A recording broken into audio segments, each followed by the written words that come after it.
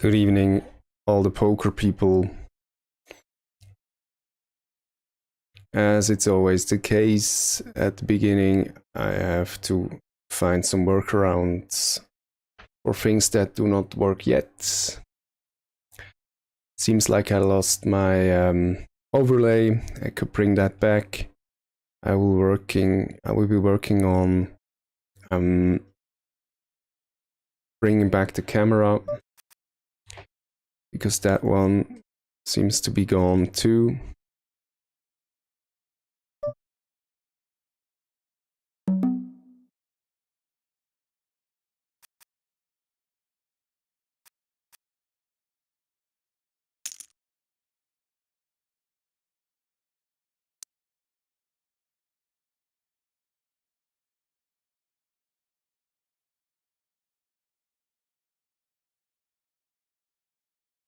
Here we go.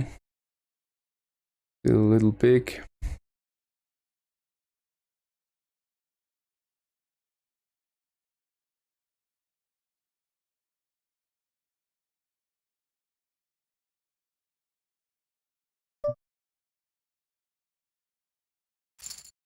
But we will get there.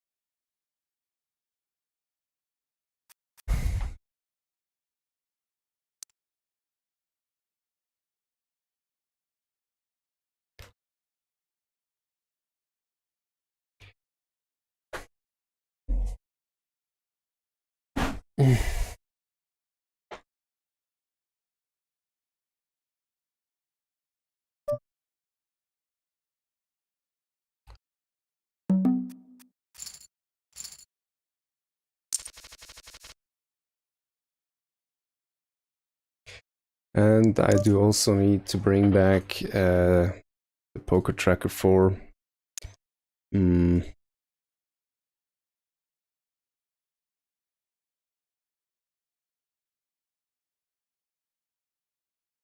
Capture.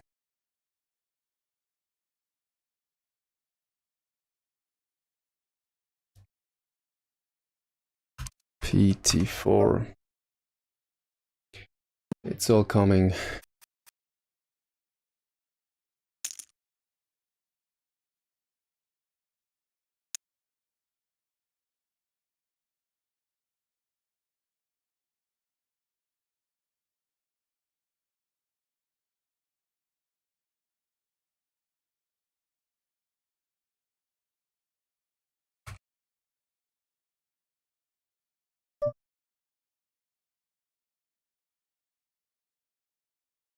Whoa, whoa, whoa, what's going on here?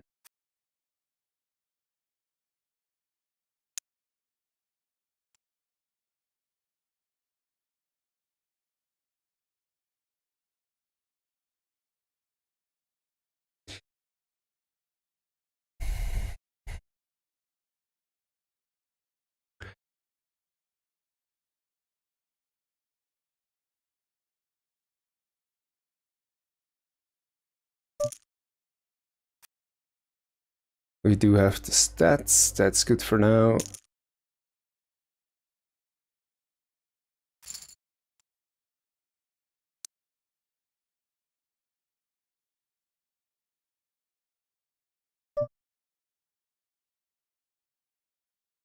And King 9 is probably good enough to steal. However, the small blind is a rather active 3-better in his first 22 hands, so I can let it go.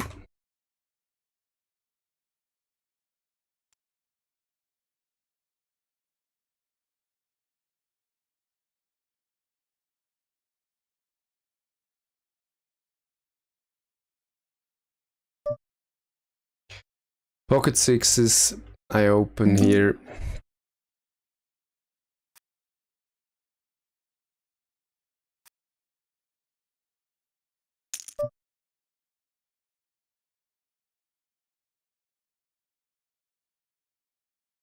I'm getting 3-bet here from a very active player. I can kick that hand, no big deal. Not the proper odds to call here. And this hand here might be a squeezing hand. It's on the looser end with king jack offsuit. And we do see that this player here, he likes to call open and call. And luckily he can let go on flops. He had 100% called to flop Cbet, but we have to be careful against this player.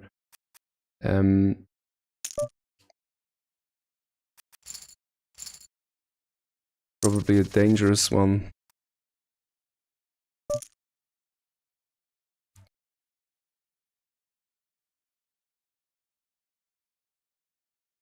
Still doesn't work the way I want it to.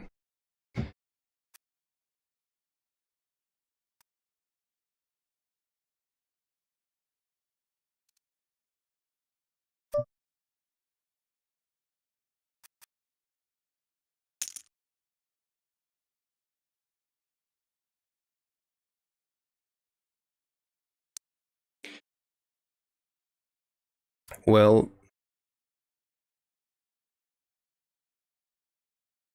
I have it still here somewhere. No, I don't.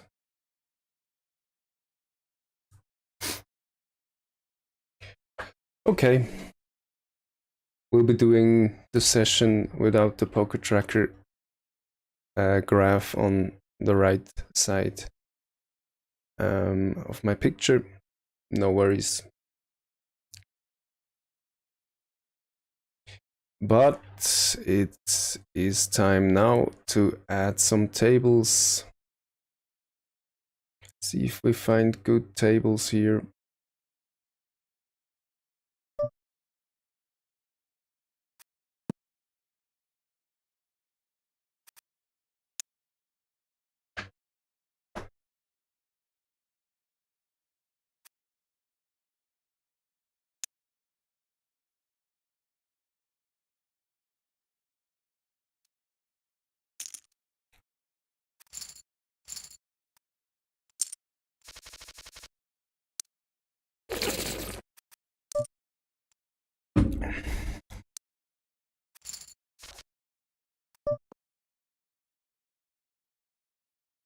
I do have a hand that is worth showing here, and it's the pocket force.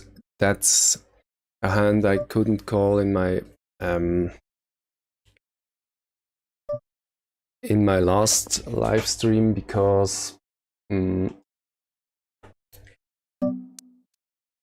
was the No-Preflop-Calling challenge, and here we do find a spot where we can play that hand, and the queen might hit his range quite well, and so we check here and hope to see free showdown. But all in all, the bet on the turn probably isn't very plus EV against a player like this that sticks to the hand and has a lot of overcards that can still hit.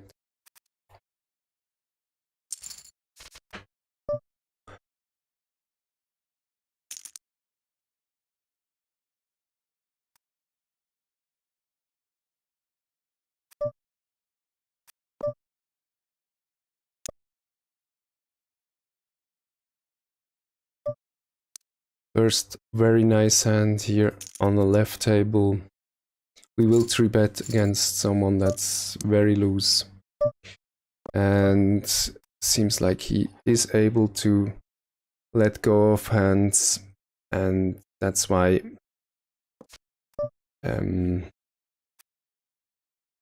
we have to keep him in mind.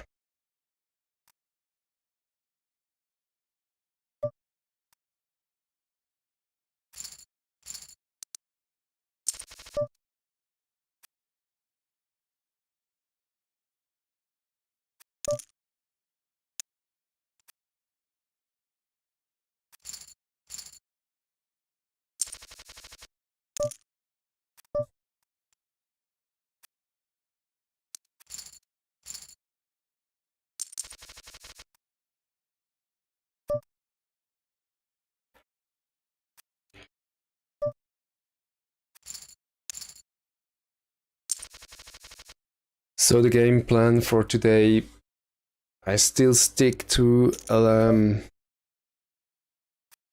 baseline of the No-Preflop-Calling challenge. There were just a few spots where I thought about deviating, and I will allow myself in spots where I can close the action pre-flop with a call.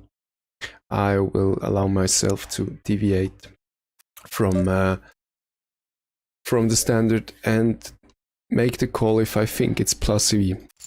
I had one example where the big blind open raised, and it was a very small open raise to 2.1 big blinds, and I sat there in the small blind with the pocket fours, and I could take down that hand because he didn't show any aggression there post flop.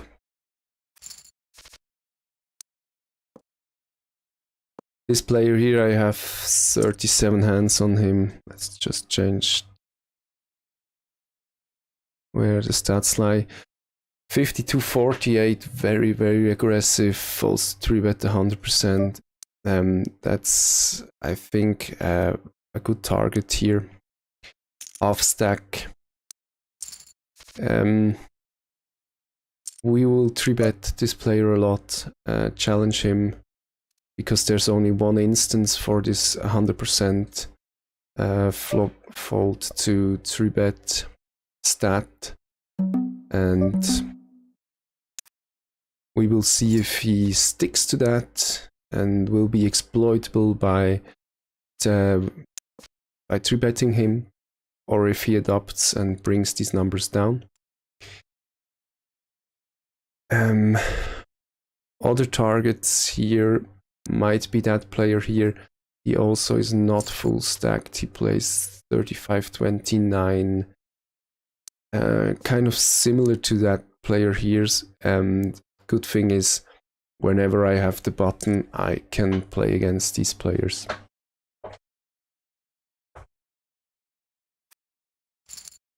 This player here doesn't fold to Cbets. He sticked and called in 2 instances, I guess. Yes, 0 of 2 he folded to Cbet. So a good player to play against when hitting the board.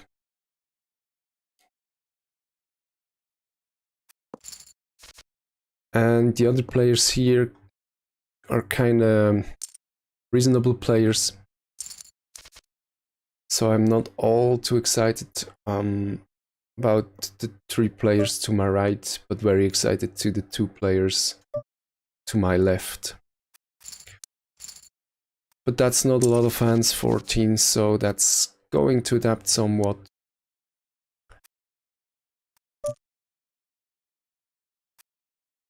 And I will continue searching for good tables.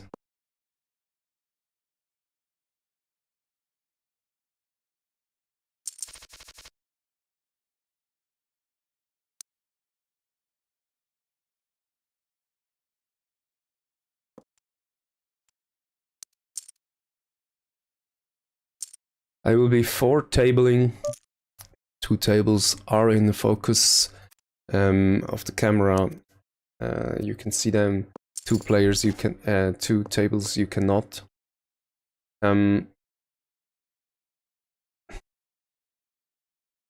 So if you see my head turning to the right, or probably your left, that's the explanation why. I might be scanning the lobby for better tables, or I might have action on the other table. Here I have a player with 29% 3-bet, so I'm certainly going to 3-bet here. We are kind of deep. I would have to play out of position. I do 4-bet him here, but I stick to a small size. And when he puts it all in here, I do have a decision that is not so easy for me. He might have the value hand here. And if he has kings or aces, I'm pretty much dead. But I'm ready to go against stats like these. It's not 2 hands, it's almost 40 hands. And unfortunately, he does have the premium hand I was fearing to run against, and I lose a stack.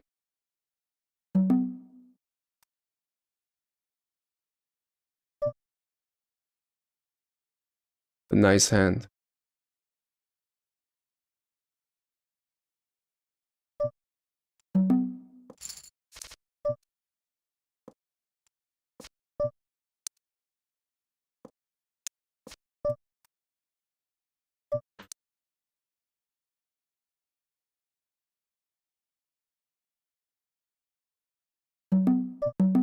I use the 9s because I don't want to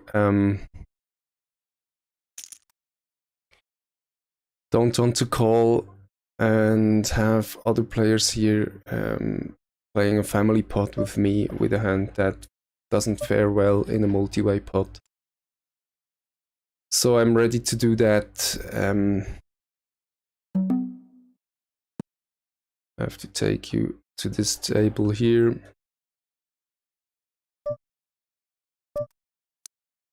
Gonna Cbet low. I isolated this player. I do think I have to continue bet here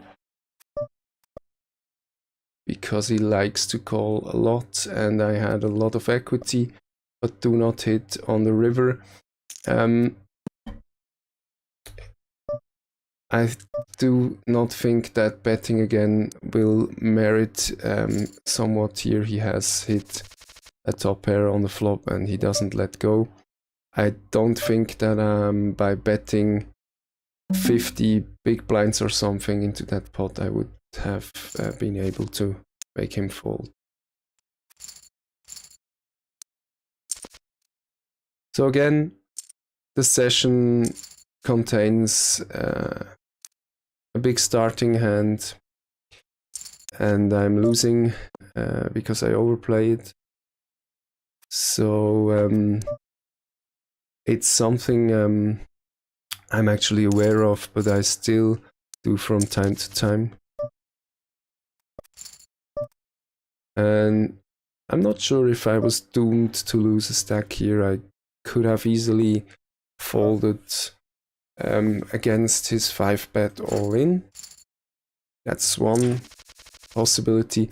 Or if I wanted to prevent going to the flop with without initiative, I could also have just called his what was it? His 3-bet instead of 4-betting and see a flop, and then let go if I don't hit. Squeezing opportunity here.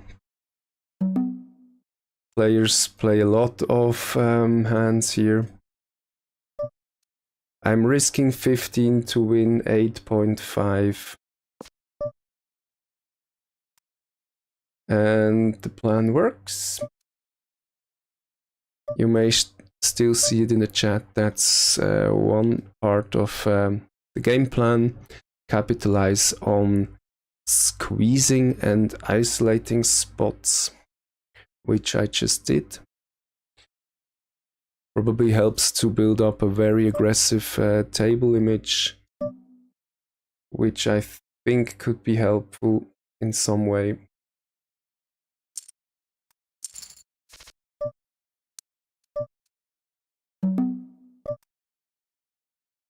Sevens are good enough to open raise here.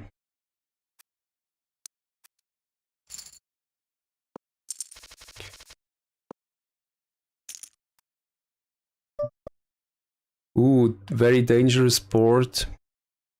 Very draw heavy.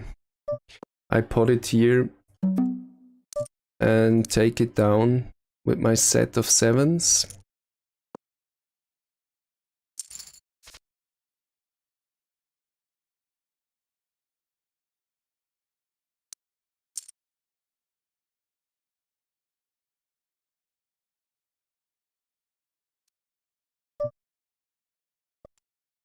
Ace King, I get another opportunity to 3-bet. I'm out of position, so I'm gonna make it a little bigger. He's a tight, aggressive player and is not going to spew off chips here.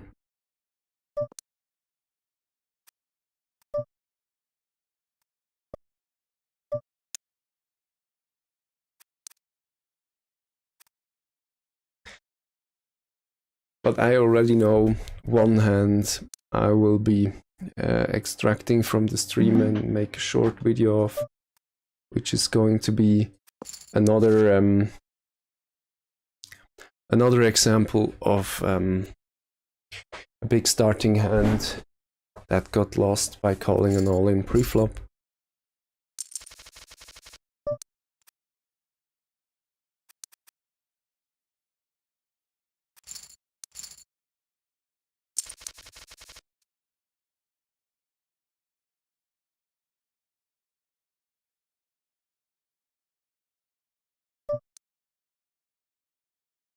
Here I see a pre-flop limp in early position from a 92-8 player.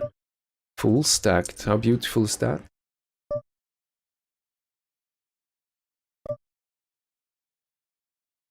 I could 3-bet here again, but I let it be because I already did that against him.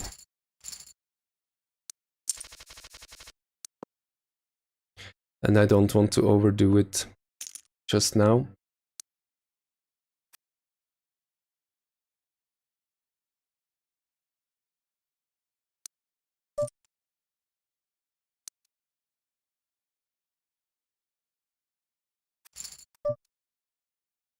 Here I want to capitalize on my position against the two fish, but I have to correct myself somewhat. This guy here has adopted to stats range that is quite okay.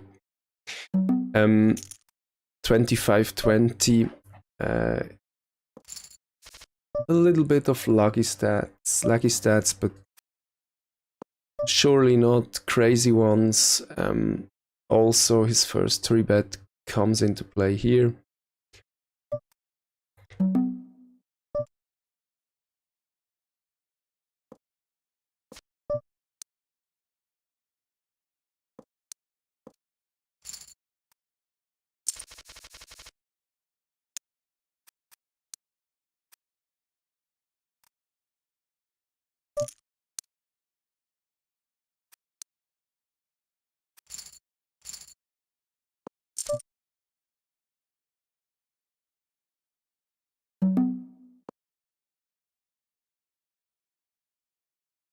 I can isolate. Oh, that's a little bit too big. We will see. That's actually the raise size to 3-bet, not to isolate. That's kind of a misclick, but don't worry too much.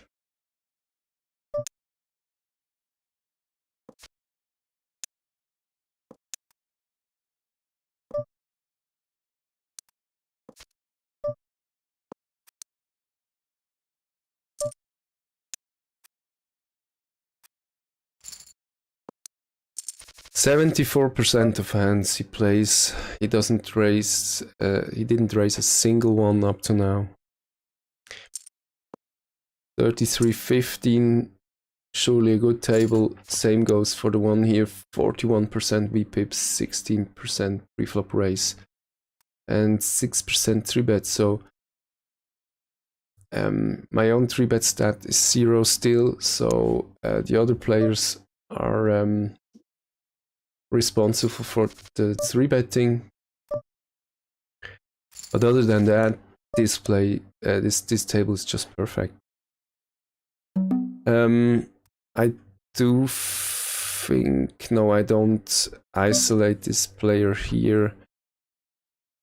He doesn't fold to Cbets all that much, so if that stat was higher, there would be merits in raising pre-flop just to win a bigger pot against someone that 3-bets too much, that check calls too much on flop. But here I actually have showdown value, very well possible that my hand is the best one.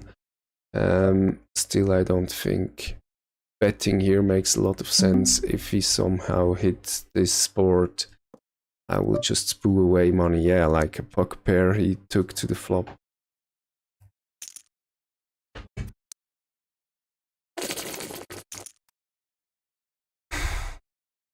That's funny. I just saw that my bottle looks transparent with the mouthpiece, because that one is green like my chroma key. Funny. I will isolate here just because I would like to play pots against this player. Not because the hand value is very strong.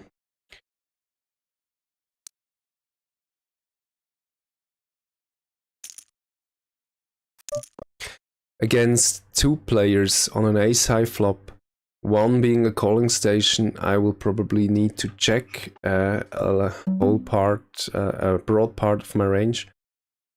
But I decide to c-bet here just because my hand is so bad. I have to put that hand into my bluffing range.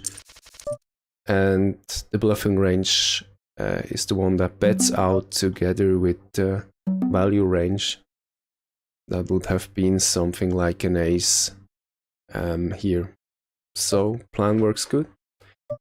And important, I think, is to keep both kind of hands in the betting range.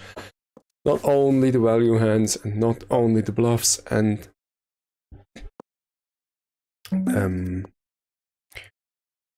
when decide to bluff, make it dependent on the board. And here I chose a rather big c-bet of, how much was it? No, already gone.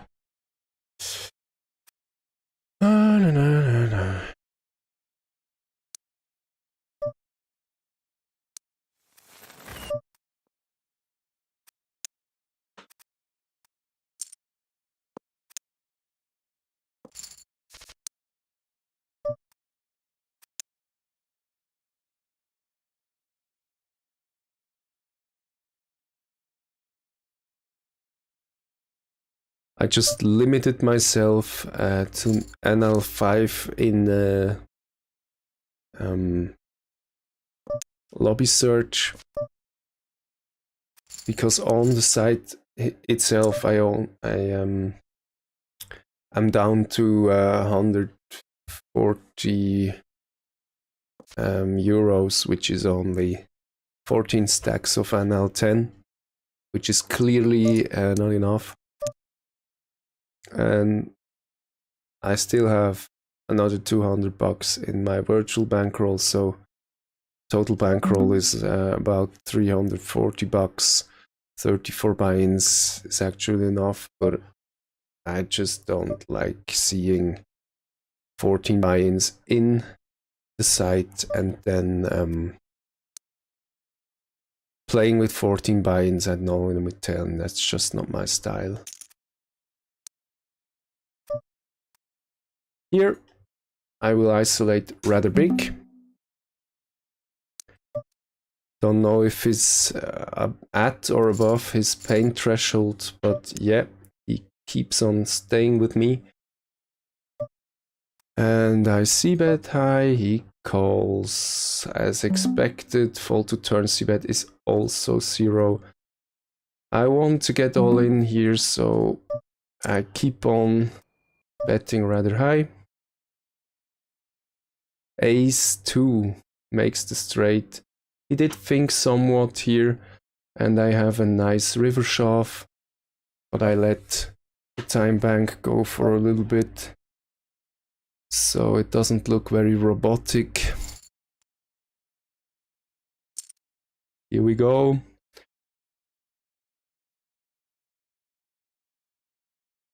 It's the kind of player, 88% pre-flop.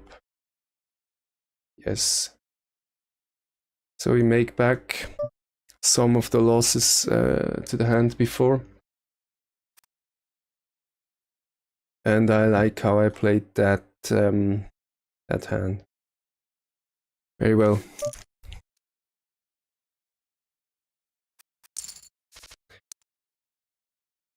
Good sizing on the bets as well, so we have a good push size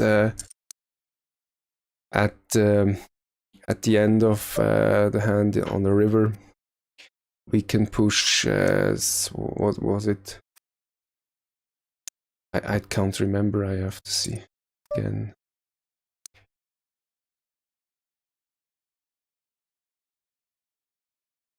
We can push 63 into 70, that's just about right. Pot size bet on the river. Good structuring. And probably the tanking made him doubt if I have a good hand or not, and in the end he just called with, what was it, bloody hell? 6-4. He played with bottom pair. That's the players I want to play against. And poker can be so easily then.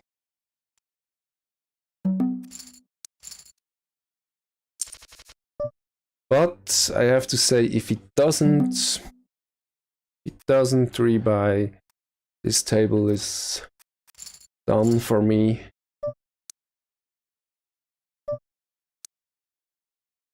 The 29-23 guy with 20% Cbet I will mark as a dangerous player I have to avoid.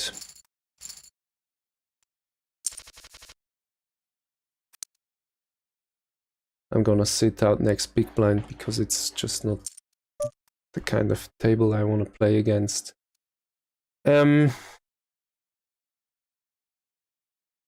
Another defend.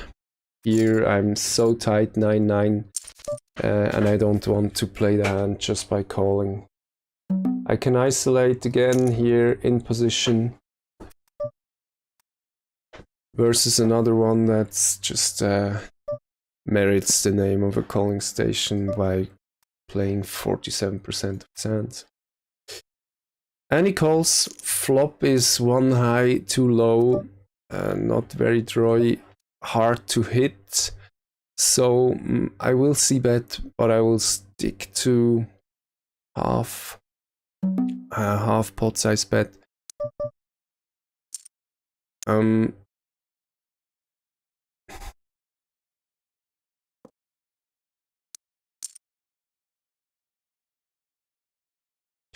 And I can take it down, that's nice.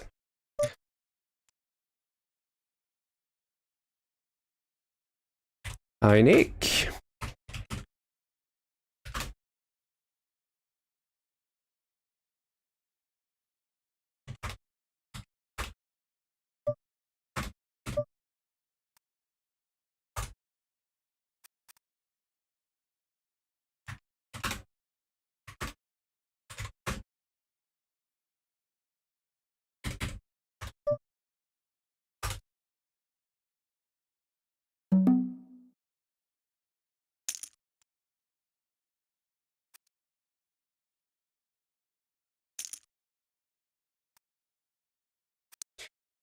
checking back the lobby. Well, nice flop, one high, two low, not at all connected. This time against attack player 16-13, so I'll be playing cautiously here. If he continues,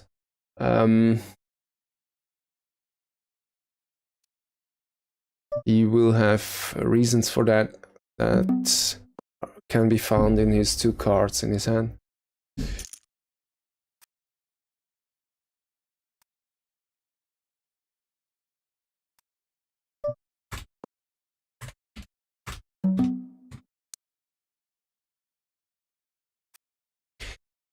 Yeah, I'm down half a stack.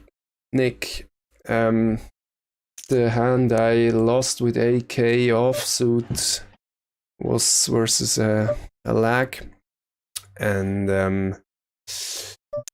it was I opened, he 3-bet, I 4-bet, he pushed all in, and it was a stats-driven decision.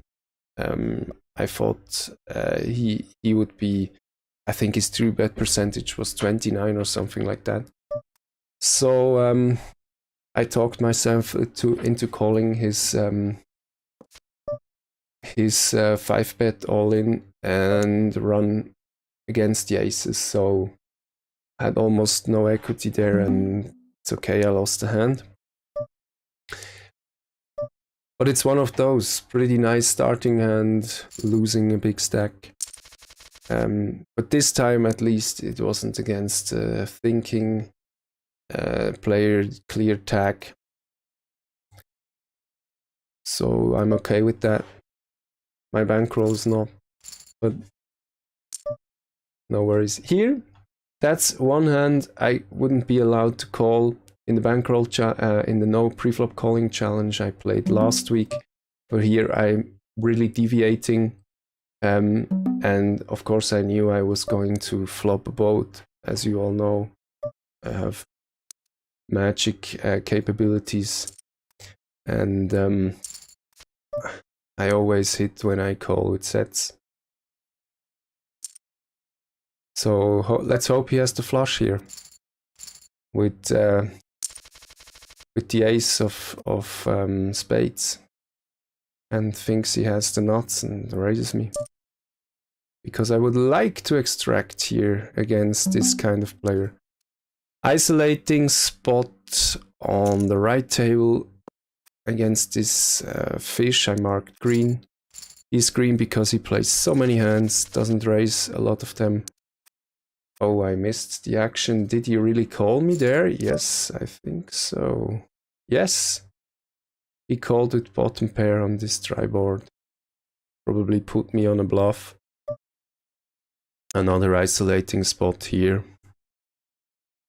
17-8 player. He folds 3-bets. So let's try it out. I do have a high 3-bet value here. So he will play back at some point, but let's see here, he's folding 100% out of 2 instances, which is not all too bad as a starting point. I will play it cool here. This board is very dangerous for a middle pair, and I will check it back because I have showdown value and could easily be beaten.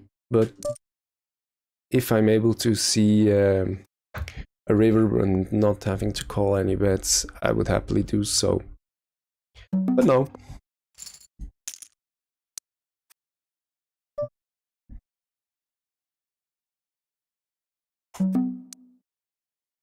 This morning I was, no, it was not this morning, it was yesterday night. I was working on separating my audio channels so I can, oh, I remember I didn't even put on the song.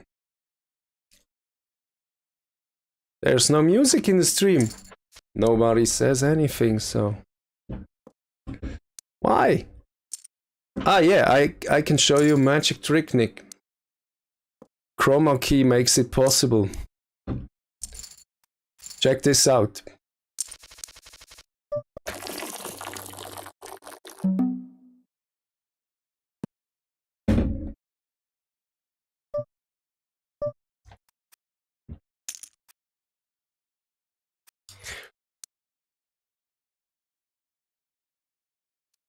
Yeah, if there's no action, there might be time for a choke. New table.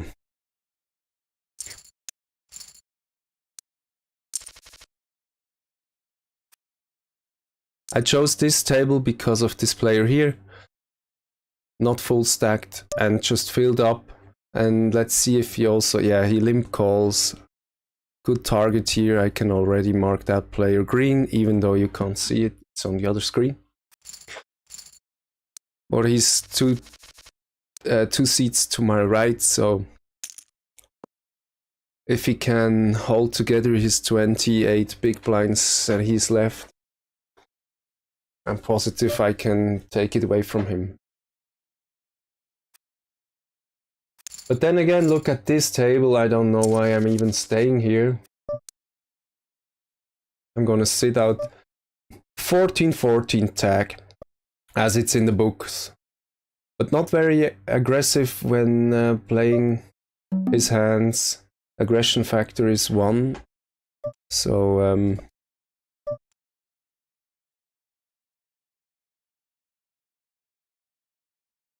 I'm just marking him orange, which is a color like does try to play correct, but probably has leaks that I can exploit.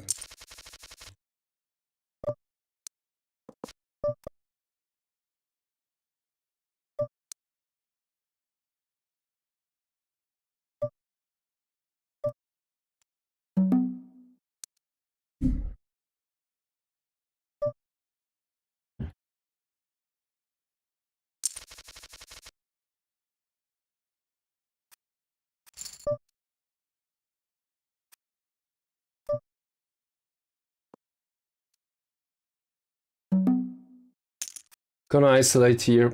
I'm gonna dominate his calling range quite a lot. Of course, this is not the flop I want to see. I don't see any merits in Cbetting against this player. So I check. Now I pick up equity. I'm down, building up the pot somewhat. So if I hit the river, I can extract value. Unfortunately, I don't. But still win with king high. Look at that. That's the reason why I want to play players that play 94% of hands. That's just sick.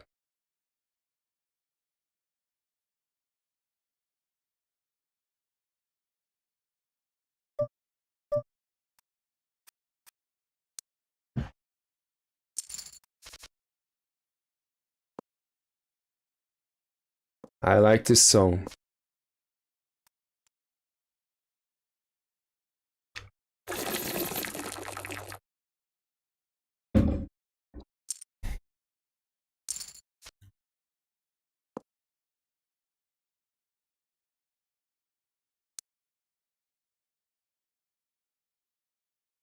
I think you didn't even hear the song, just because I had it turned off.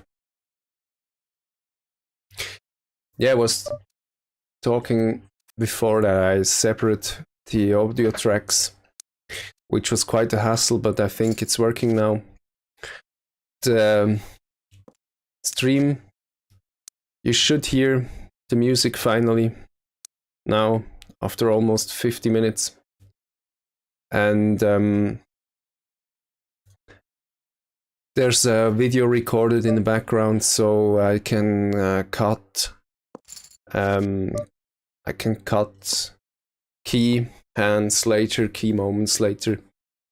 And when that sound is in the recordings, it's just messy if I cut, and the audio track makes it unbelievably bad to listen to that. So Now it should be gone when the stream is finished, and I can underlay the music I like and I think is suitable to that specific hand. 21-14, indicating not a perfect table. Do I even have good targets here? Yes, I do. This one here, 40-26,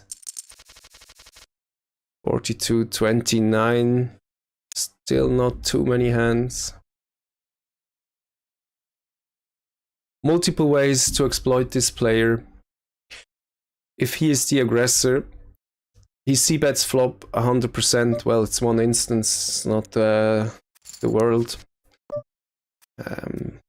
From a statistical baseline, but bringing such a big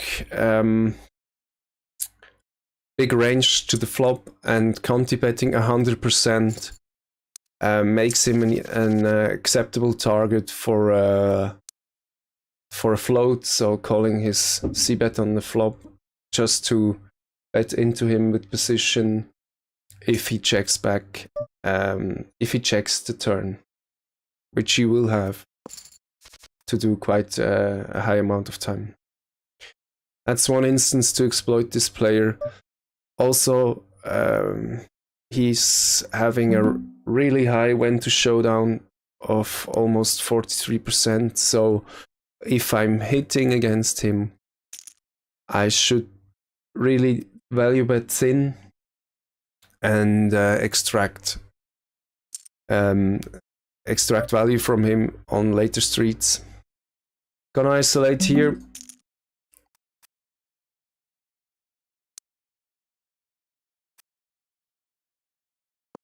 Queen 10 is a nice hand, flop's good. I have a top pair here on a not too scary board, but remember, he's calling 93% and continuing a lot of hands, so he can have any kind of garbage here. I do think I need to fire another barrel just to deny him good odds if he doesn't already have me beat. I will continue with care if he starts finding aggression himself and play back at me.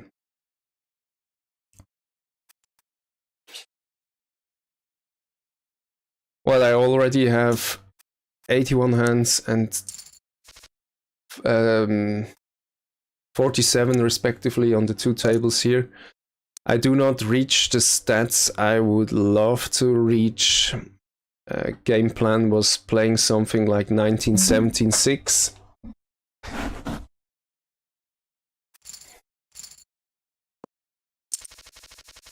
So I should probably be more active.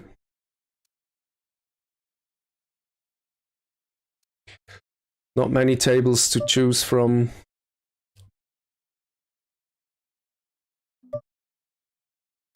Probably should start a new table.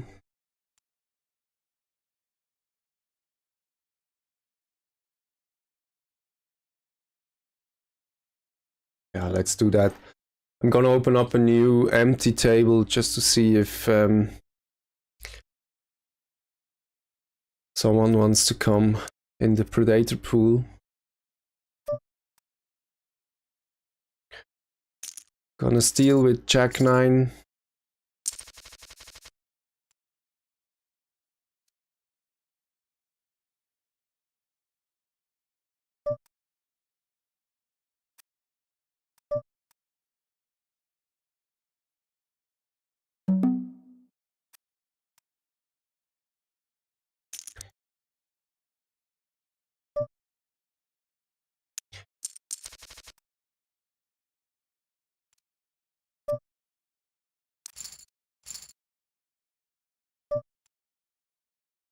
Queens.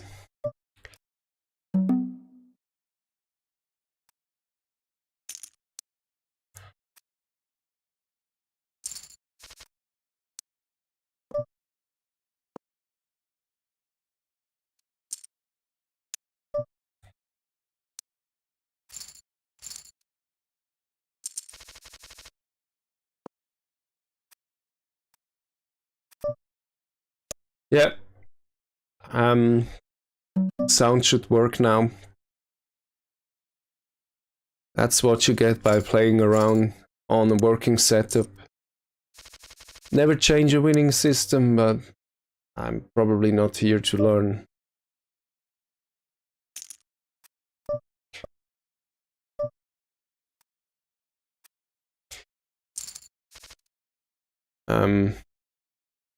This 14-7 player, why did I even mark him green? Probably because of his stack size. But his stats are not too bad. Let's hope this guy here, with only 80 big blinds, isn't a winning player as well. So I would love to have someone on my right. Gonna raise here versus this lag, 24-18, unlimited aggression factor, 20% 3-bet, so for this instance he didn't do it.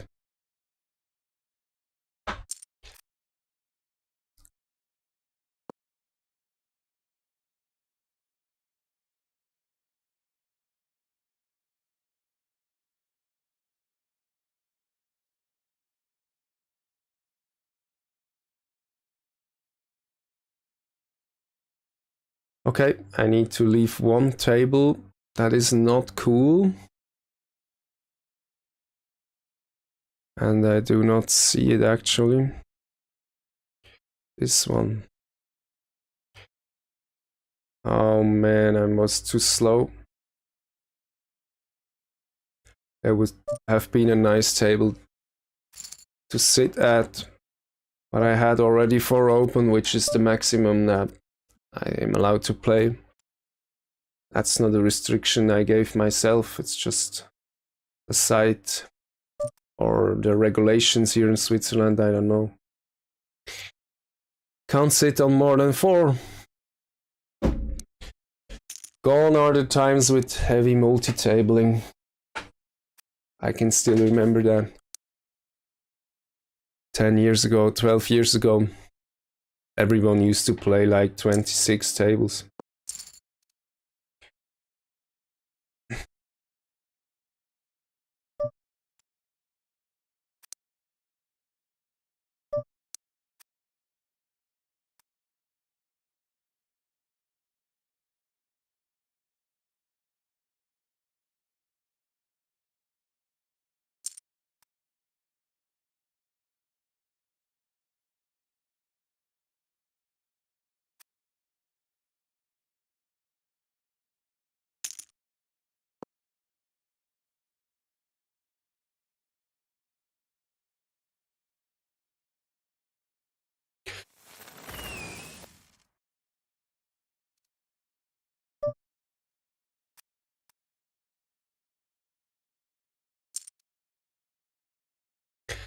He likes to call 2 bets, this guy, and that is definitely a league I'm fighting against myself.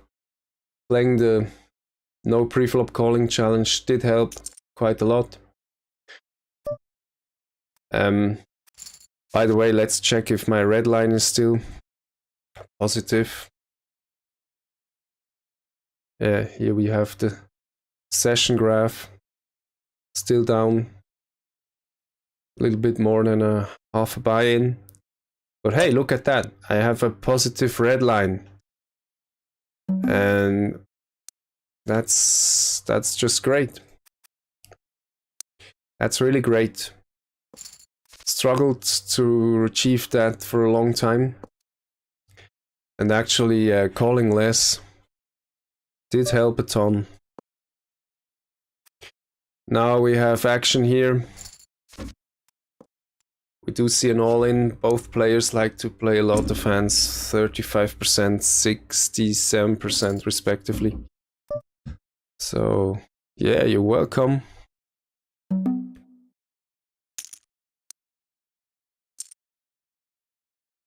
Should play with caution here because I do not have the position in that hand. He folds to flop Cbet 100%. So going to bet, and I'm going to bet 2/3 because the hand is the board is drawy somewhat. I will give up here against a player like this. He might have the ace himself. Yes, if he bets out, he usually does. So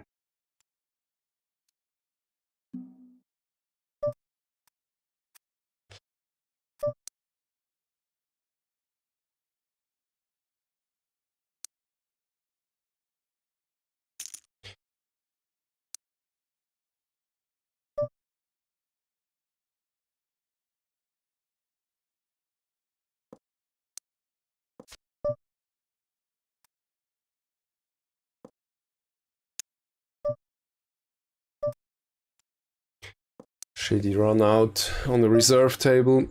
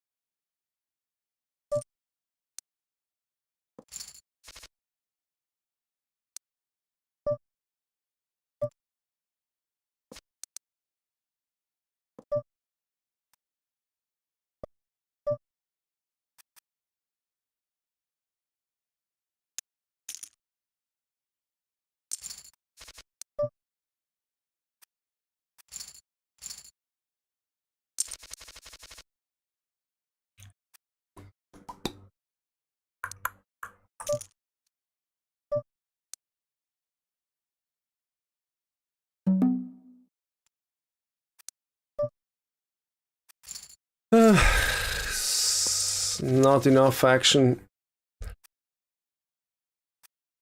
I really don't like that.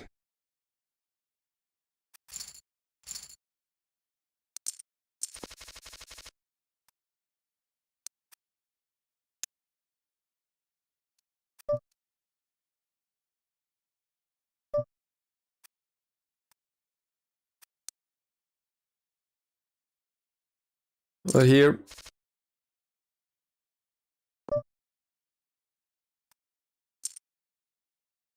one of the reserve tables, someone playing 44% of hands.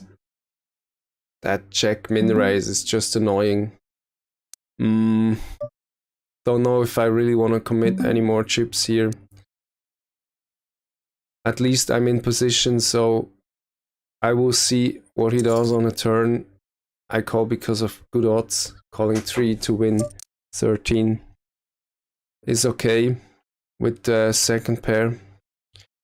But then if he continues firing half pot here on that turn, I did pick up a gutter, but I'm usually running against the ace and do not have the odds to call here. 4 outs and 1 card to come. If I remember right, that's something like, it's the rule by 2 and 4. On the flop you can multiply by 4 to get your percentage, equity percentage. But I only got that on a turn. I'm having 4 outs. If we want to get fancy, I do have 2 more with the kings that are remaining in the board. 4 queens to the straight, 2 kings to make trips. So it's 6 outs times 2, 12%. But he makes it half pot.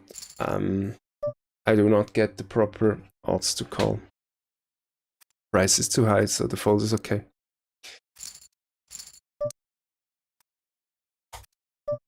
If you want to get picky in that calculation, you could add in that he's having a win to showdown of 50%. So when I hit one of my 6 outs, he's gonna call me a lot, even if I push all in, which would be a massive overbet. So then That would be nice. He steals 24%, folds the 3-bet more often than not. This could be a 3-bet steal, but I don't want to overdo it. This kind of player, red color, is the one to ignore or to avoid.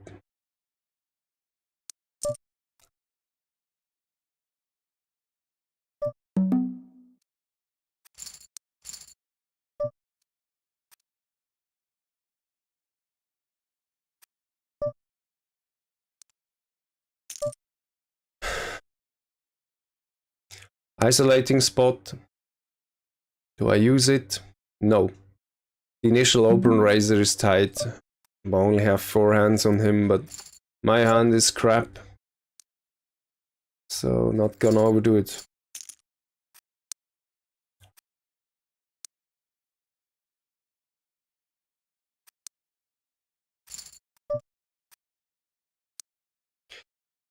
This play, this table, really nice. We're only 5 players. 3 of those are nice to play against. 1 is myself and 1 is a taggish player. Good stats. So plenty of dollars to get from these guys. Look at that, I get free plays. Making the middle pair and the flush draw of middling strange. Let's see how he reacts here. He gives up.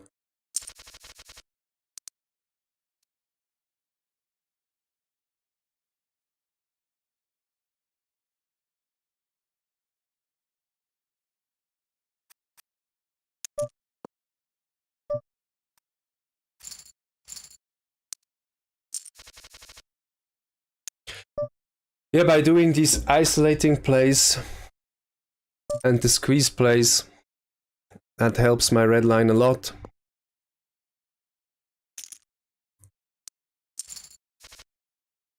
Look at that. Why am I still sitting on this table? Actually, there's no one there still I want to play against. Probably this guy. But he's to my left, so his money will flow in that direction firstly, and the predators are already sitting there, so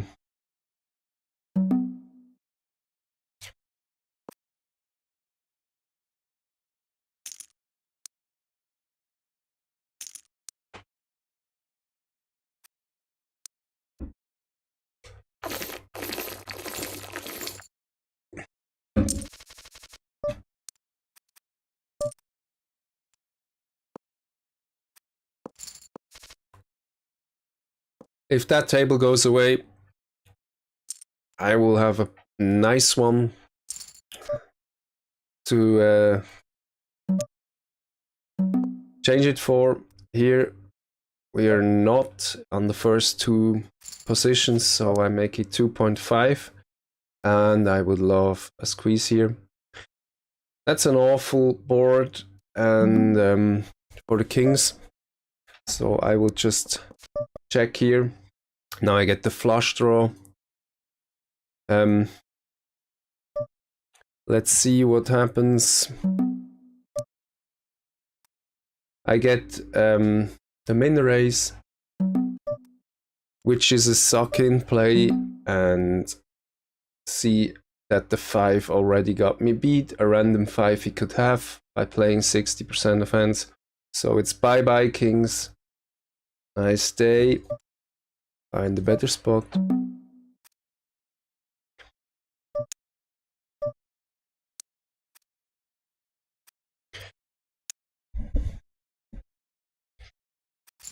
Not really afraid I'm bluffed out of the spot by this kind of player. Probably he does make bets without the value on his hand, but on this board I'm not at all having troubles to let it go. Okay, Do we have another hand to extract real good value here? Let's see. He folds to flop Cbets only 33% of times, so betting big might be okay. Look at that, another 80 big blind stack comes to the table and posts his blind out of order. Very bad action. And he immediately gets the green color.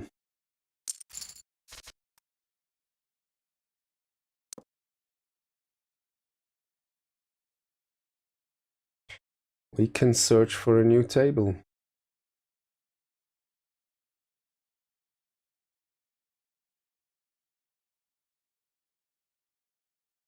In here, not at all.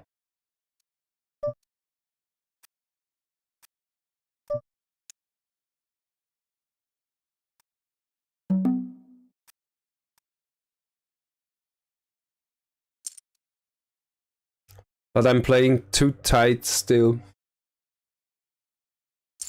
Should probably take back and post again.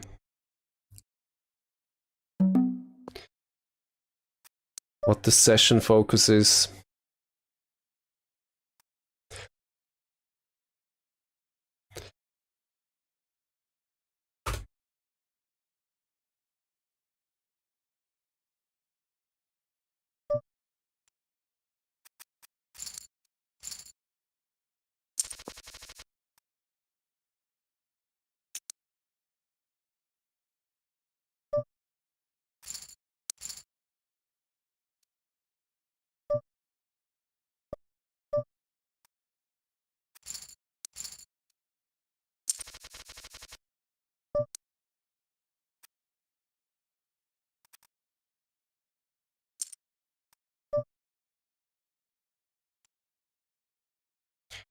Gonna isolate here with the pocket force just to have somewhat of a pot.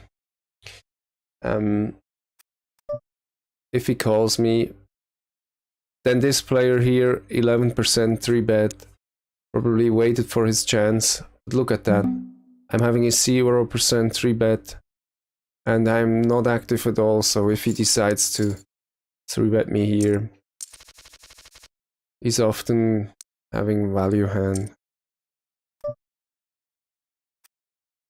Gonna adjust the label because isolating here against the limper.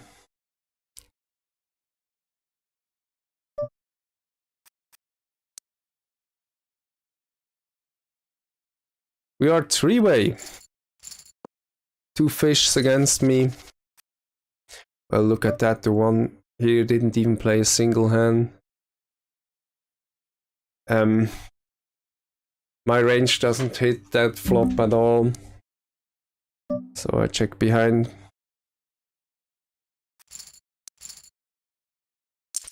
And here he bets out. Quite big pot size. 4, 5, 6, 7 makes the straight. There are sets possible. But this kind of player can also do it with a 2-pair, 8, 9, 10. Whatever. No, I'm gonna fold. Against these players, I do not need to bluff. I need to hit and extract.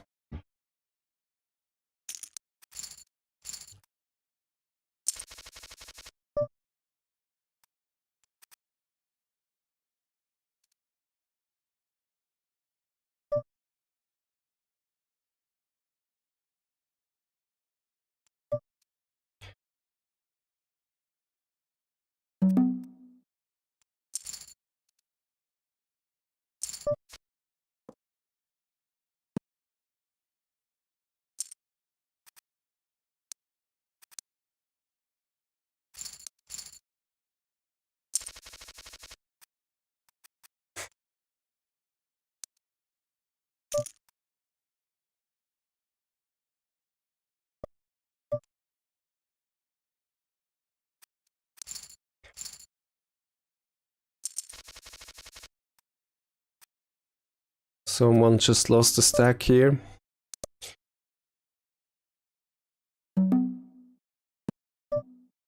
I make it 6 big blinds against 2.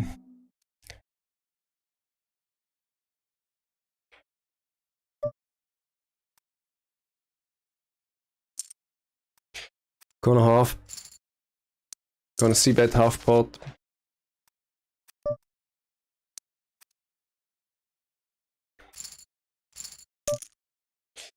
I do think I am reaching a flop Cbet value of more than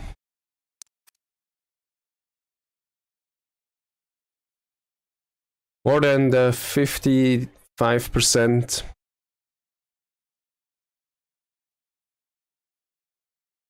that I targeted. Where are we?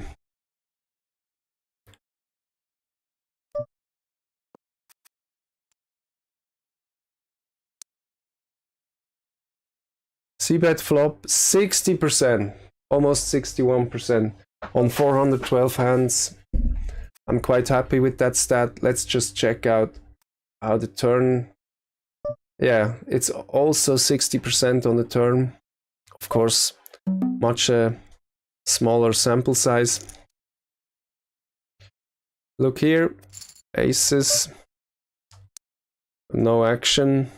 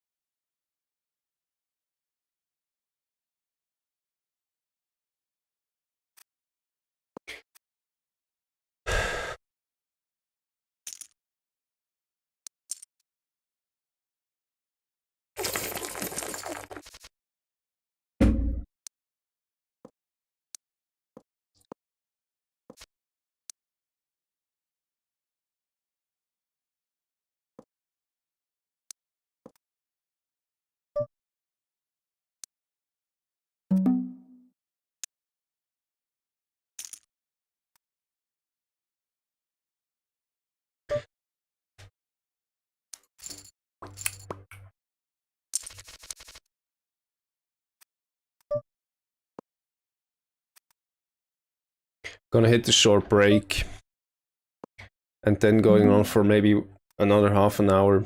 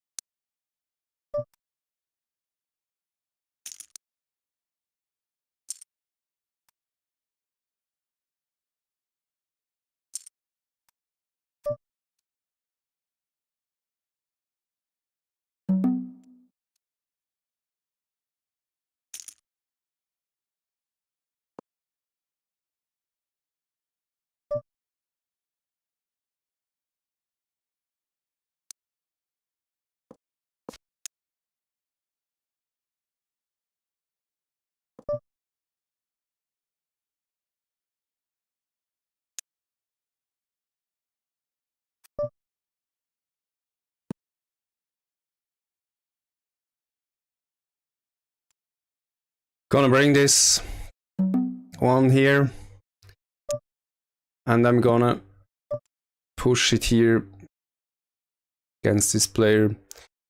I was still blinding out, but I had to take it back.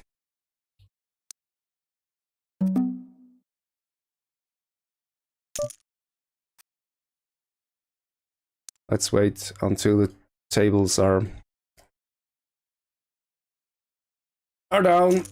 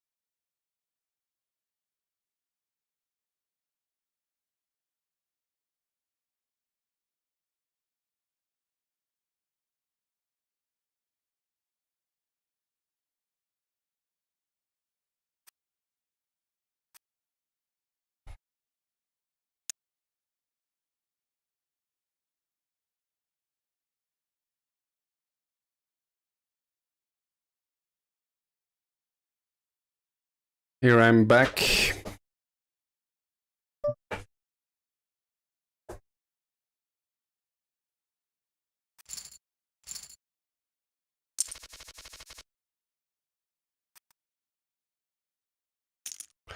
Gonna change the colors of this player a little bit.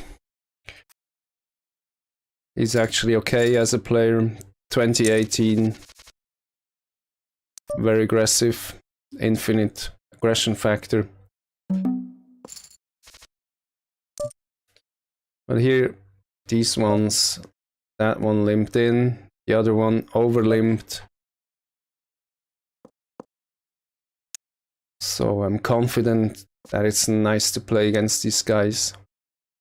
And I'm having 3 of them to my right. And here I'm having 3 of them to my right too. So great.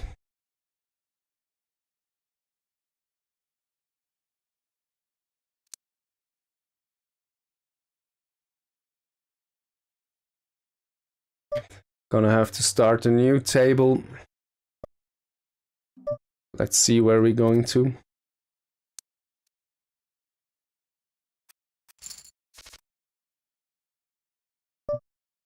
Gonna open up with Queen 10, just because they didn't play a hand in the first 2 rounds. Let's cuddle them a little bit. So that would be the perfect setting. To my left, 2 tight players I can steal from. To my right, 3 loose players I can isolate from. Very good table.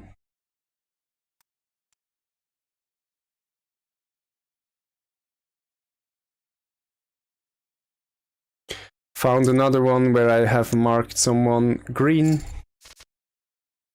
Let's hope the table is still fine. Ooh. Look at that. What people get all in with. It's just crazy.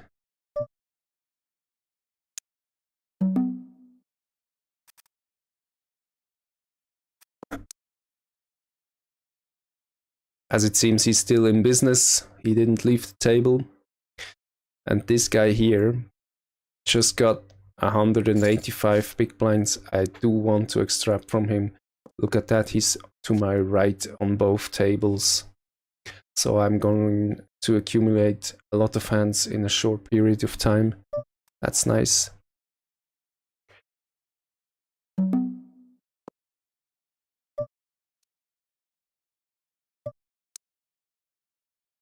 I'm not gonna open King Jack.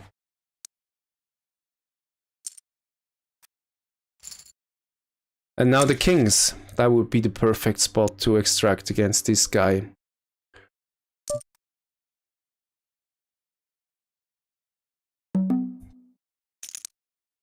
No, I get the walk. How can that be possible? Sick. On a table where everybody wants to play. That's kind of crazy. Gonna Cbet here. Tag calling me. Gonna go for another bet on the turn. Getting called again. Here with the 6, the river bricks. I don't want to escalate the betting all too much. This is a check call for me. Versus a lot of sizes he could use here on the river. I mean, his 3-bet range starts very soon. After the pocket 8s. 9s he would probably 3-bet. 10s, jacks of course. So it's only the question if he does really have a queen here. If not, I might be ahead. Bet is rather big. I do have to make the call. If he slow play the queen, nice call. Yeah, okay, he did have the queen. Another pot lost, not a very small one. Nice bet on the river from him.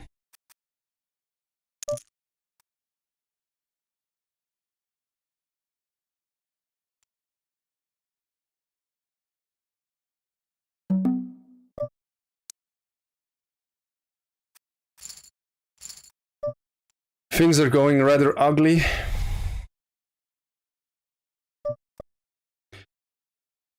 I will have to post this hand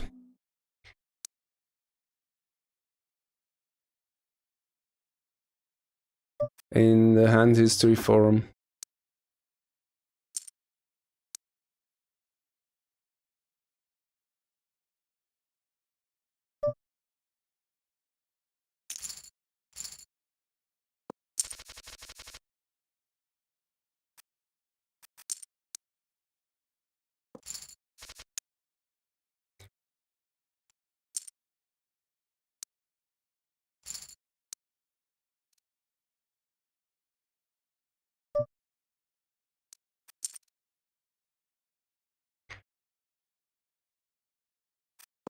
Queens. I might finally get some action. This guy 3-bets 25%. Come on, take yourself a heart.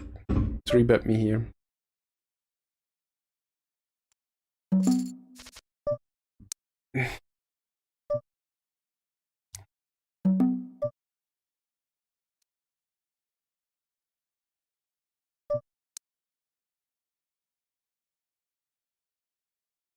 Against the 44. Oh, it's a king high board. I would just play cool here.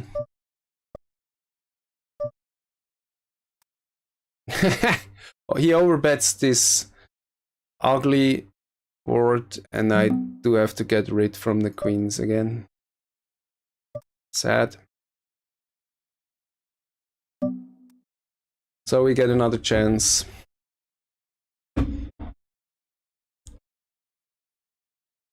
And I'm ready to make this an all-in hand. Yeah, probably gonna run into a monster again. Queen 10, which is not a monster. But yeah. Woo.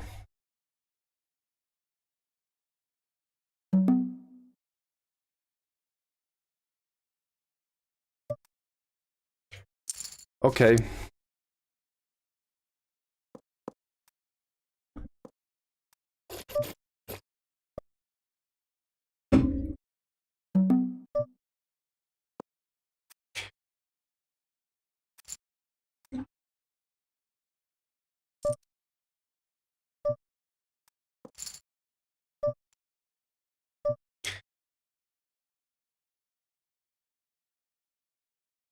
Where are we at today?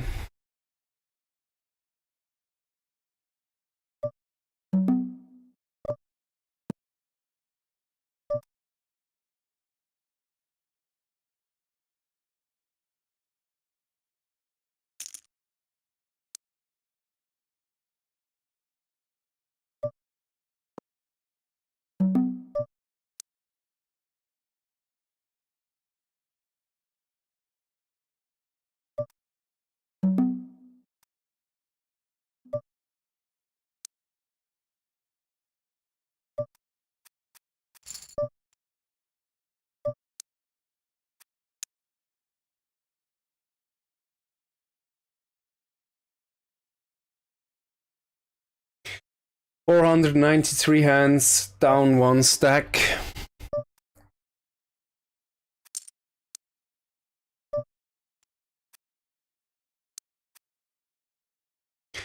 But pocket tens to go on.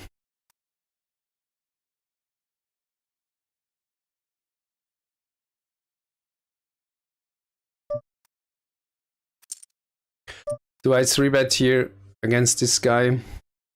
Not so sure.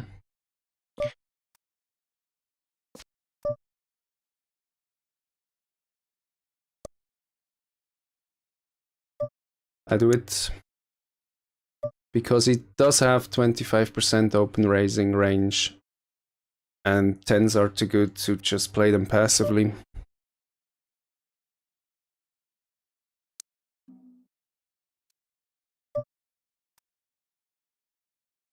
Open raising here against this very tight player to steal.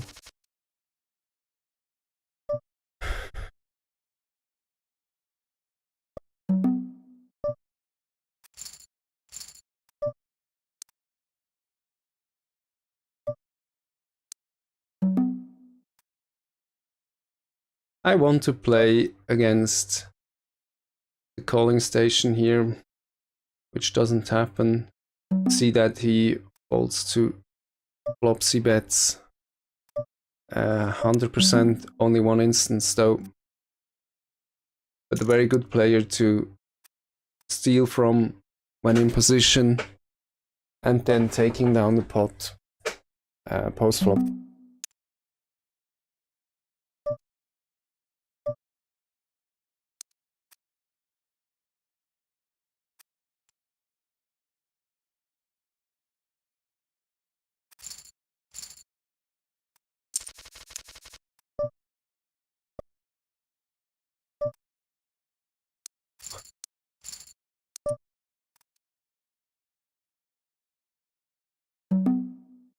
I'm gonna take the free play here.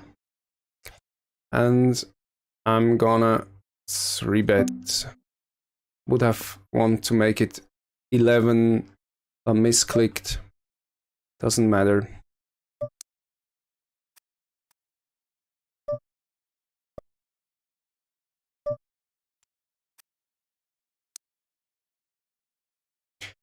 Another big hand. Going to be ready to lose a stack against him, but probably won't matter. He will just fold most of the time.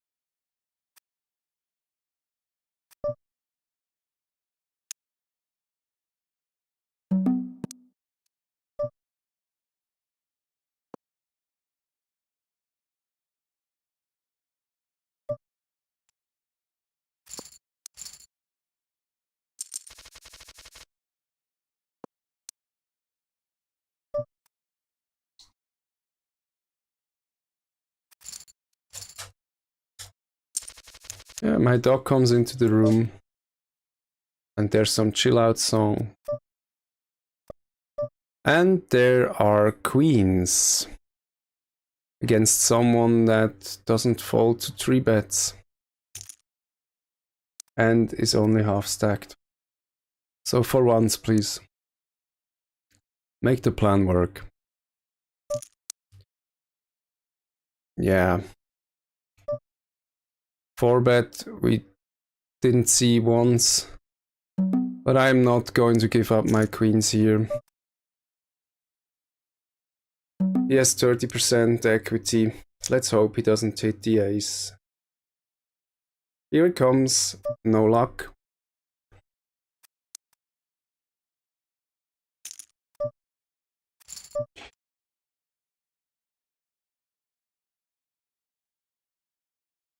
Now, for the first time in the session, we do have quite a big spread between all-in equity and actual results, so I can't call me unlucky here. Judging by the whole session, it's just the things that happen.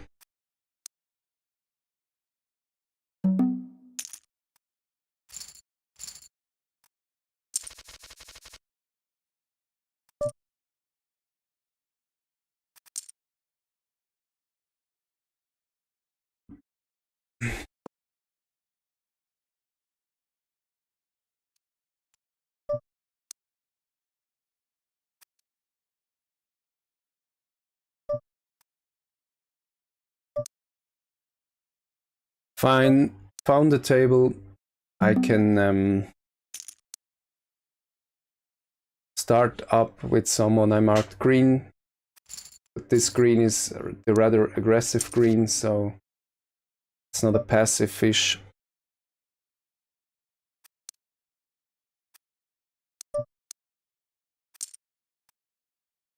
And he immediately sits out again.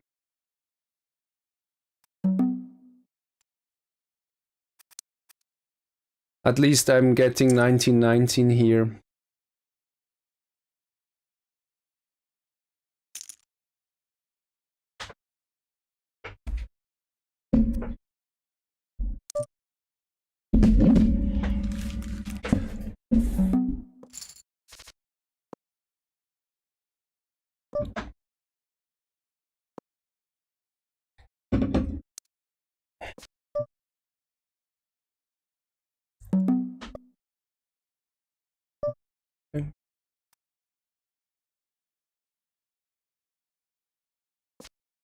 I do have showdown value here, no need to bet into that pot.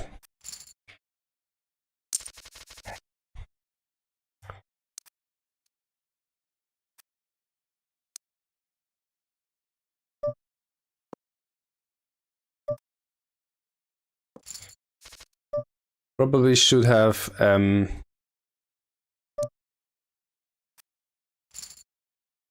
talking about the table that is not in focus.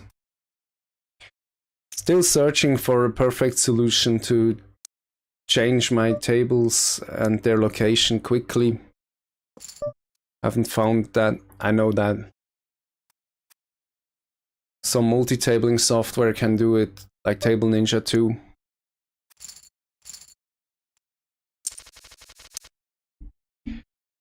But I don't want to pay a monthly or annual subscription just to move around my tables.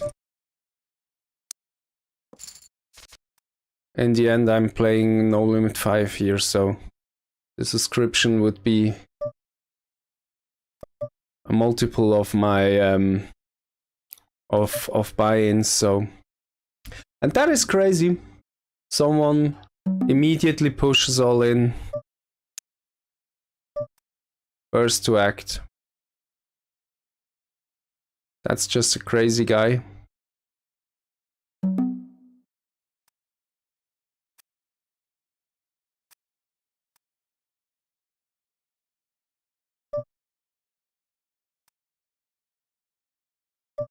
Against the 2018 player on the right table, I do open here. And I do 3-bet against the 33-19 player here. Not happy to call the 3-bet out of position. But I'm thinking about...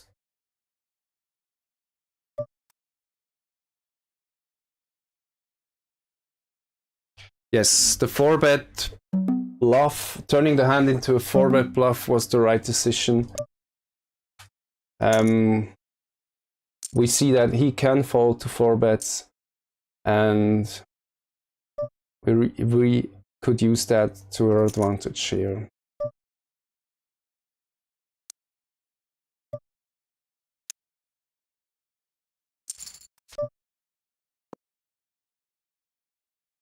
Getting 3-bet again.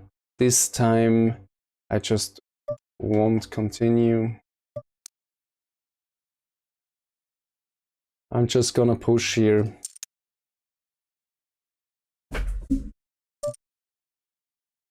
Yeah, 6-7 makes the straight. And then I'm gonna look bad, but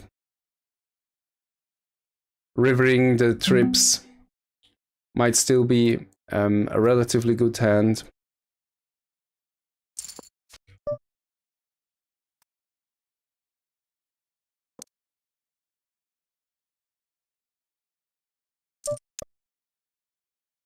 What do we see here? Having a hard decision on this table here. No, this time I will just let it go.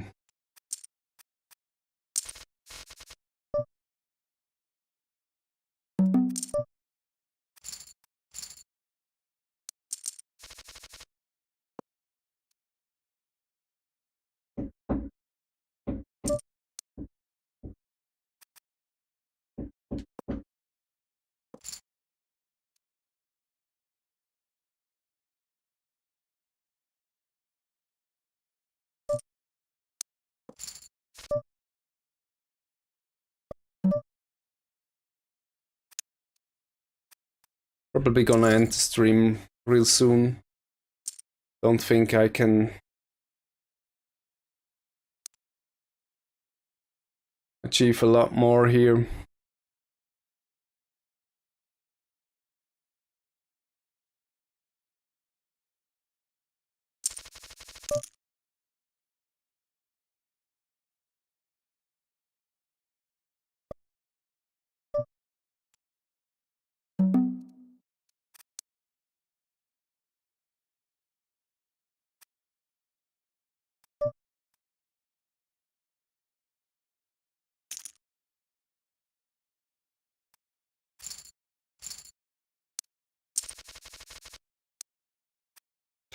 Once again, ace king. Talking about mine on the left table. Not this crazy all in here. mark him before he leaves the table. Definitely gonna 3-bet here. What's going on with my aggression factor? Ugly, ugly board. But I do need fold to flop Cbet. No instances yet. I do need to represent an overpair here. And now I just continue firing. Pretty sure I have the best hand now. Lucky turn, of course.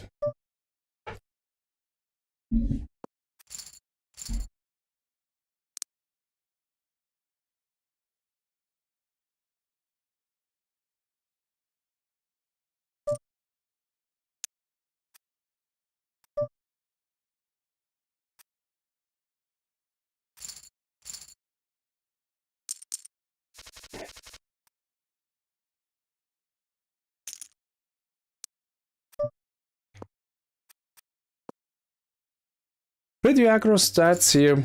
I'm producing 21-21.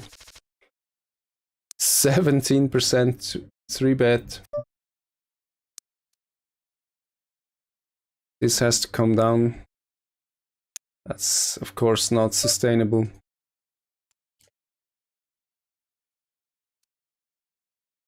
Can I mark some winning players here somewhere?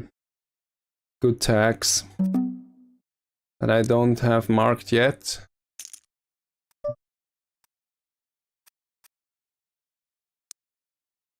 The only thing that I don't like is leaving this guy here. It feels like he's ready to donate chips to me. I have the perfect position.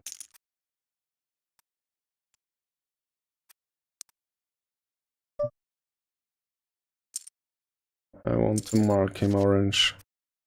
2017 player.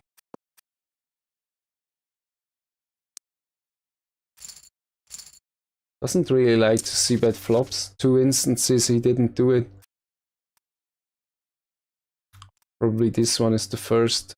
Let's see how the stat changes. Pretty sure he has... yeah.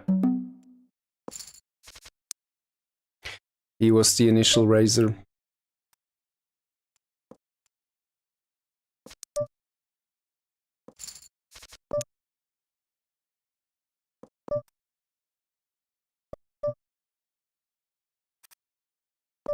But 33% is a very low value.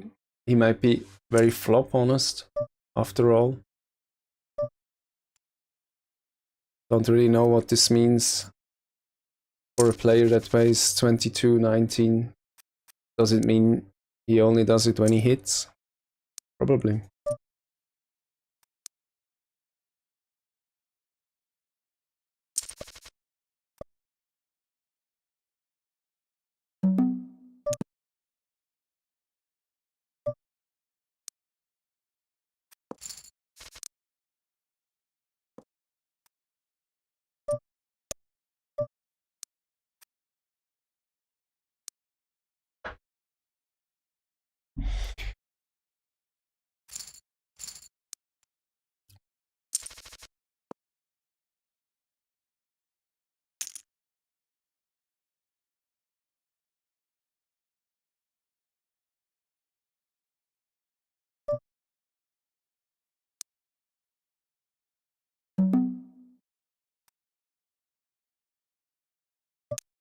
An open raise here.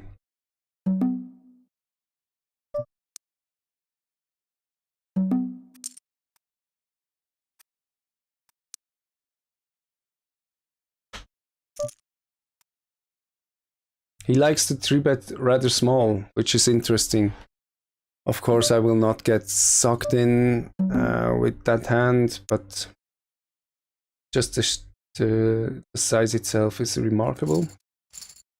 And we should probably, when we get 300 hands on him or something, we should start looking for betting patterns in his 3-bet stat.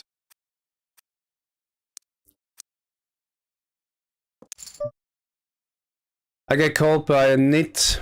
He didn't play the first hands. I get a board that is somewhat scary, should be good for me as the pre-flop aggressor with the king high, but has connecting cards that are suited, so can't continue bet too low. He's probably the guy that likes to call poker pairs.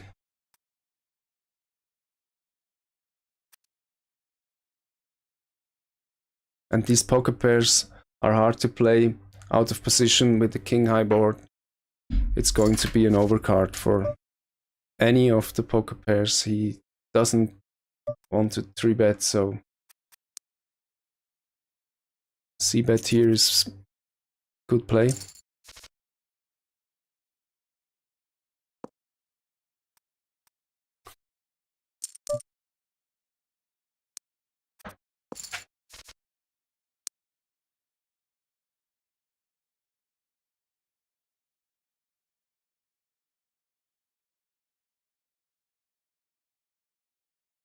Where are the crazy players?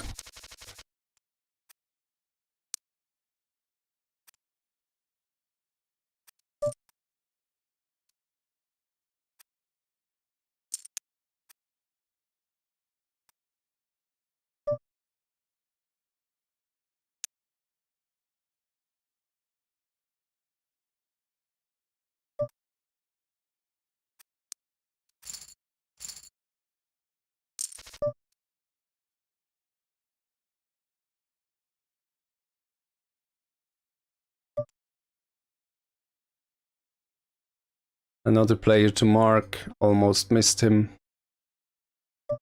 Open limper.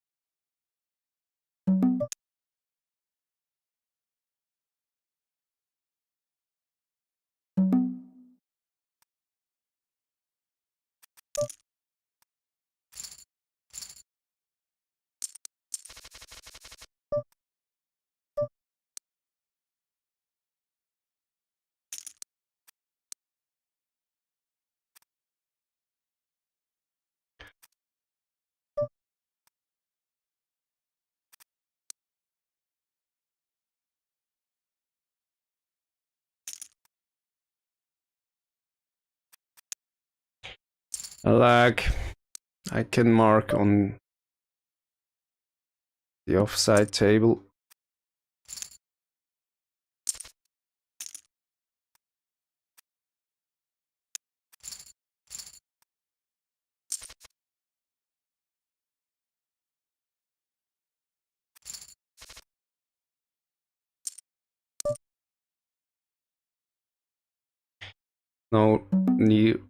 No real reason to stay on this table here. 1968. It's broken down to values I absolutely do not like.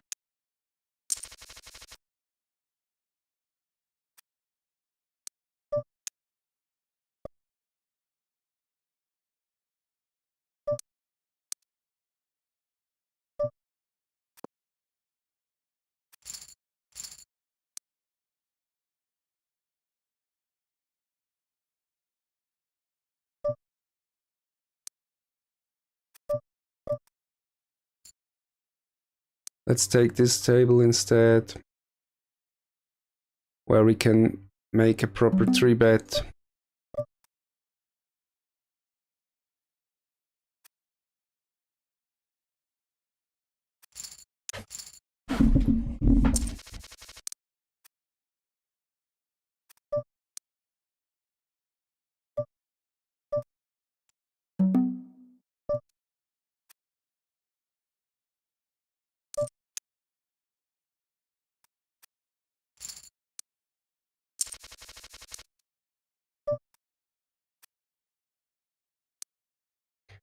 Look, this is about what I was looking for. 19, 17, and the 3-bet percentage of 9. I was writing 6, but 9 is fine too. Of course, 13 is too high.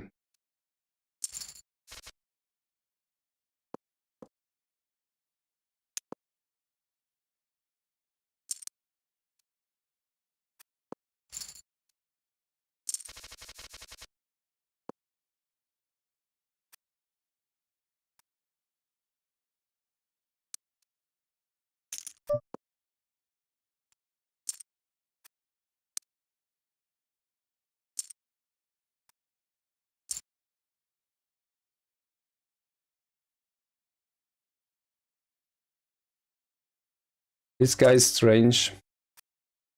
I have 50 hands on him. And look how he pre-flop raises. In early position it's the highest, in middle position it's a little lower, in the cutoff it's the lowest, and in the button he doesn't do any open raising. So don't give him too much respect when he opens from early position. By open I mean 2-betting, raising.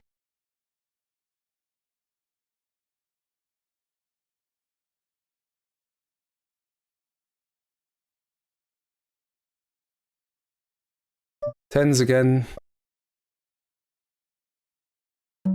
Versus the nit. I will actually here decide to call. It's just a good hand to 3-bet and isolate myself against all the better hands like jacks, aces, kings. That small bet is just so tempting to call. I will do it with my whole range. I have to give him credit here for having aces, kings, queens even. So now when he pot sizes, that's the moment I can let it go, because I don't want to build big pots against players like that.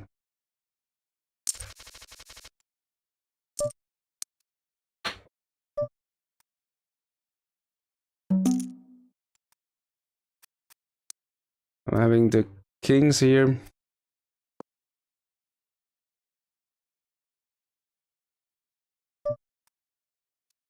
I even flopping trips, so it's a locked up hand. Let's just hope I can suck him in. No, unfortunately not.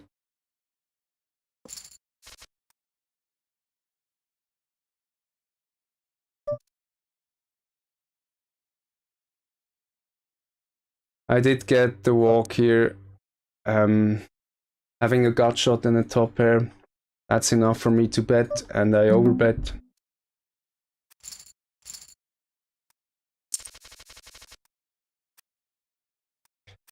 If by any chance I hit on the river, I want to make it as big as possible.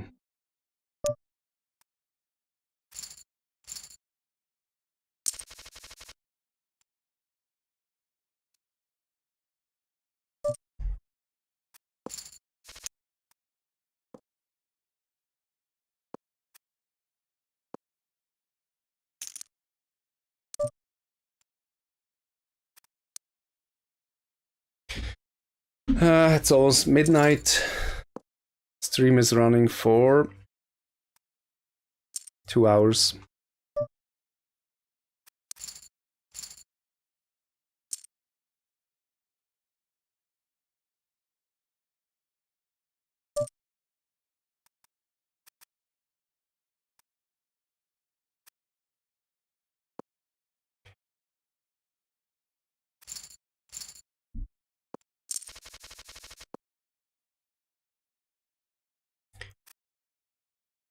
How many hands do we have? Oh, 2,000 for the month, 677 for today. And I can proudly say I still have a positive red line. That's just great. It's actually really great. What do I do with the fives here? I will just fold them. I don't like to have a even bigger gap.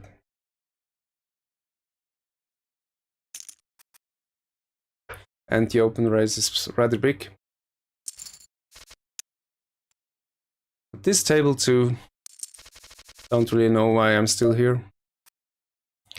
This guy, okay. I can stay.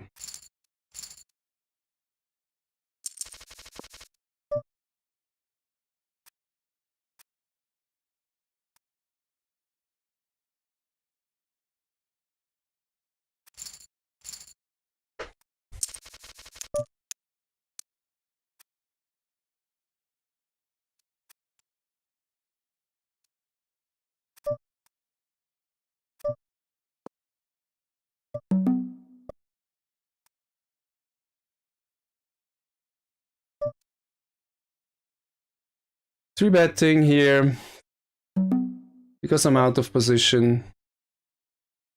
Make it a little bigger.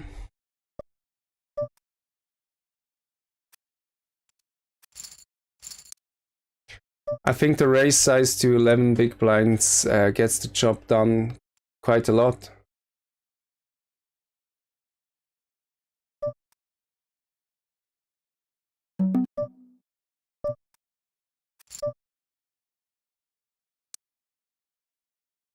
I do have a spot where I could capitalize here.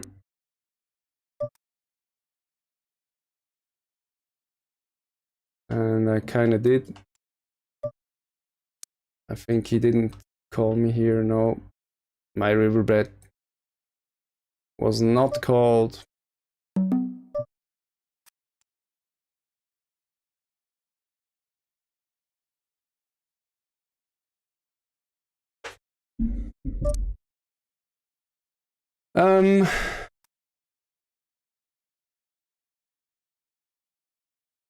Do we squeeze?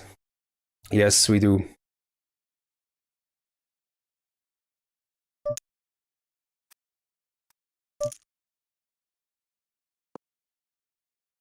Actually, it's probably a bad decision on second thought. He open raised big and he's in it. So, and we do get a call. So probably moved myself in a bad spot here. Pot is going to be over 40 big blinds. And my hand is actually crap most of the time.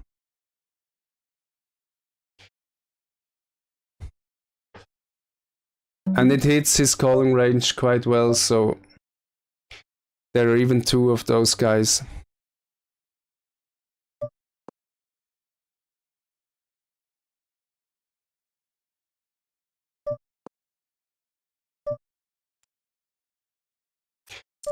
Let's just say we missed the opportunity. And we go with a bloody nose better than with a cut off leg.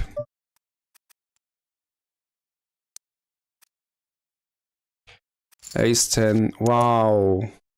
What did we see here? That's just crazy, this guy. Both guys calling that bet, that pre-flop ISO with ace 4 suited and ace 10 offsuit. I'm lost for words.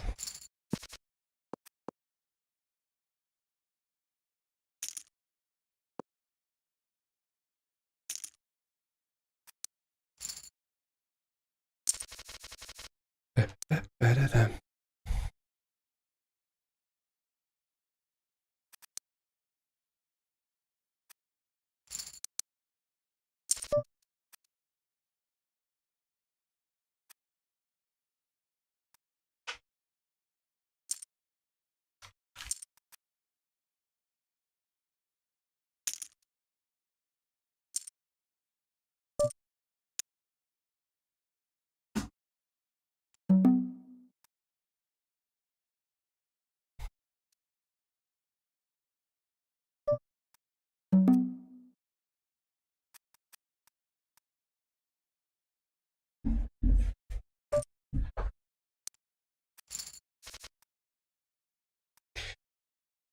Some flies are coming through the window. I'm living next to a forest and a big river, so they smell the light and my blood, I guess. Mosquitoes too.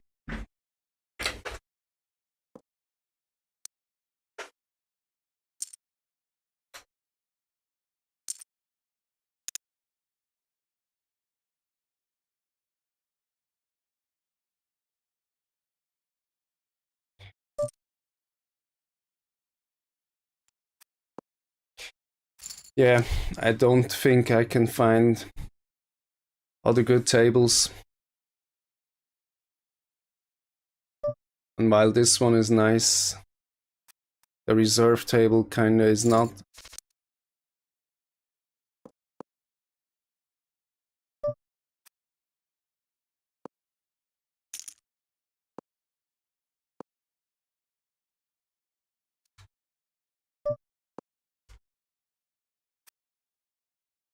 Yeah, I'm gonna finish up.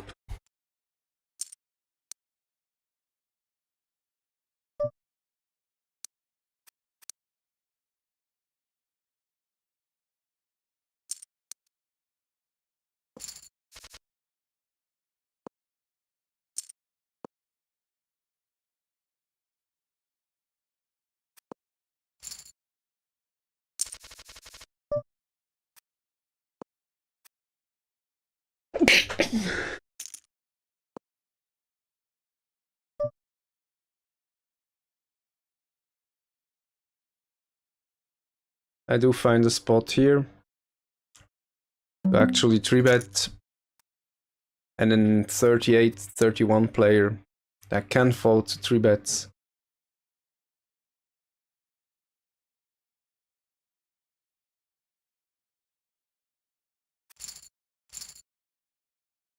And it worked.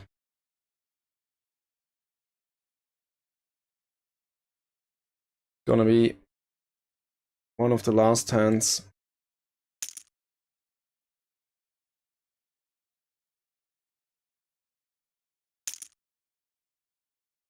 Gonna take a glance at the graph.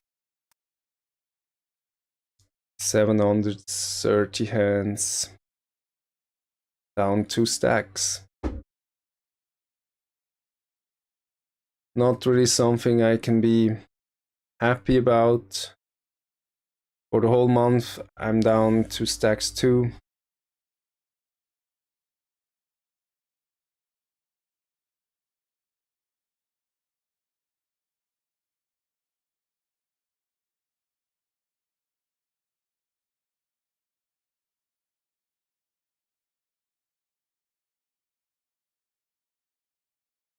This is the monthly graph.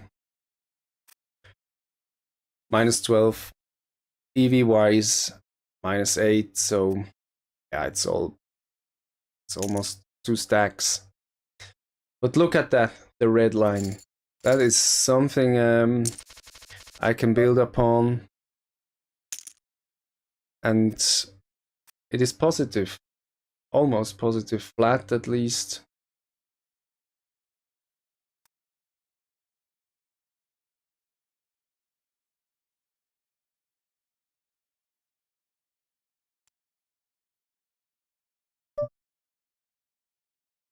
I do get a last hand,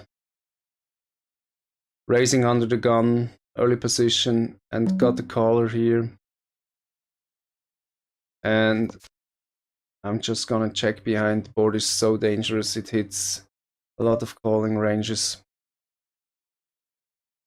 Should I consider betting here after he checks twice?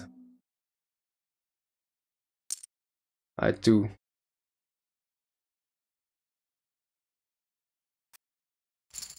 And I take it down. Back to the graph.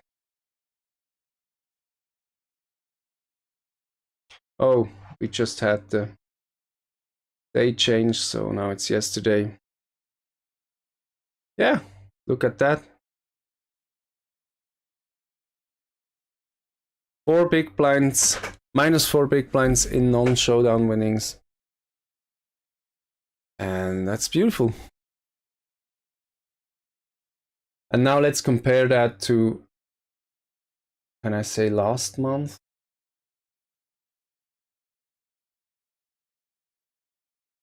In March, no, May.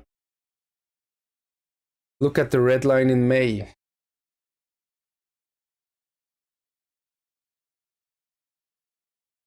It was steadily declining throughout 4,000 hands. And that's just a massive improvement in the 2,000 hands I played in June. So I'm gonna build up on that. And look at the all-time graph.